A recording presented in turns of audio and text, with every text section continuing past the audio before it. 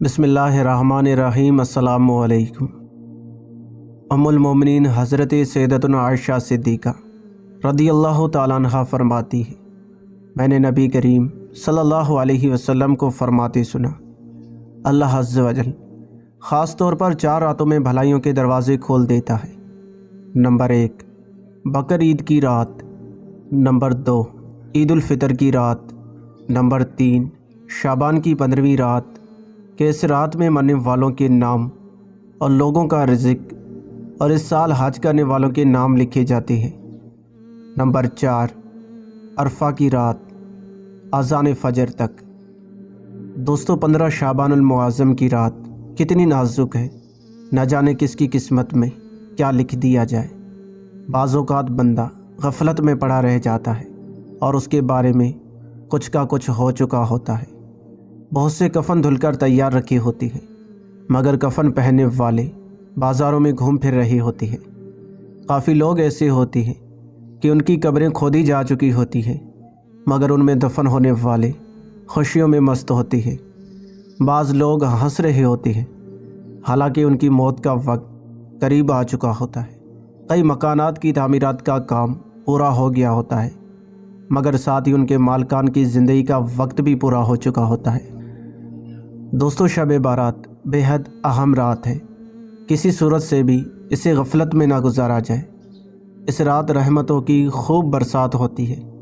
اس مبارک شب میں اللہ تبارک و تعالی بنی کلب کی بکریوں کے بالوں سے بھی زیادہ لوگوں کو جہنم سے آزاد فرماتا ہے۔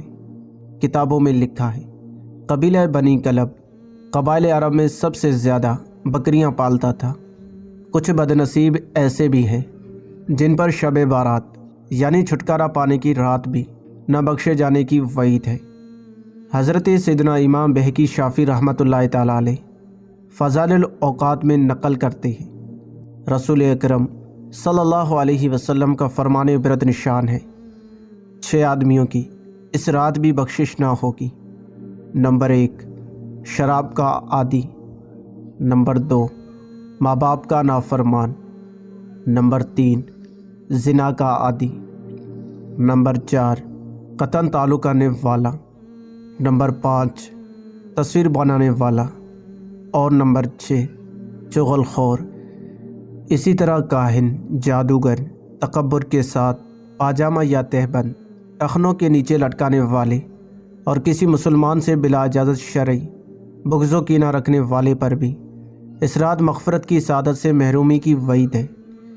چنانچہ تمام مسلمانوں کو چاہیے کہ بیان کردہ گناہوں میں سے اگر معاذ اللہ کسی گناہ میں ملوث ہوں تو وہ بالخصوص اس گناہ سے اور بالعموم ہر گناہ سے شب بارات کے آنے سے پہلے بلکہ آج اور ابھی سچی توبہ کر لے، اور اگر بندوں کی حق تلفیاں کی ہیں تو توبہ کے ساتھ ساتھ ان کی معافی تلافی کی ترکیب فرما لے۔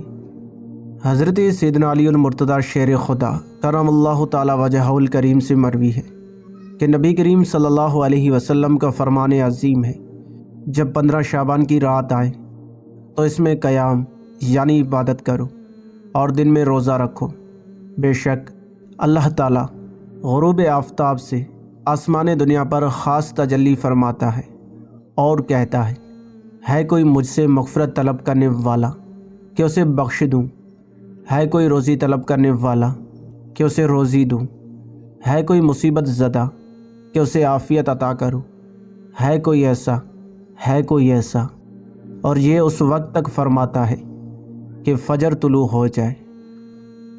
دوستو 14 شعبان کو عصر کی نماز باجماعت پڑھ کر وہی نفل اعتکاف کر لیا جائے اور نماز مغرب کے انتظار کی نیت سے مسجد ہی میں ٹھہر جائے، تاکہ اعمال نامہ تبدیل ہونے کے آخری لمحات میں مسجد کی حاضری، اعتکاف اور انتظار نماز وغیرہ کا ثواب لکھا جائے۔